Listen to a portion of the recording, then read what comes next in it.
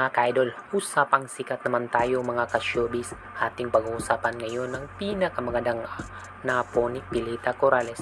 Walang iba, kundi ang pinakamaganda niyang apo na si Janine Gutierrez. Ang dalagita na si Janine ay sikat na sikat ito sa social media dahil sa kanyang kagandahan at kagalingan sa pag-aartista. At marami siyang nagawang project sa showbiz, kaya siya lang ang nagpasikat lalo sa mga Gutierrez. At dito lang sa showbiz, mas lalong nakilala ng mga tao itong si Janine. At dito din siya nakaipon ng maraming income sa pag-aartista. So yun lang po ang showbiz update sa pinakamagandang apo ni Pilita Corrales.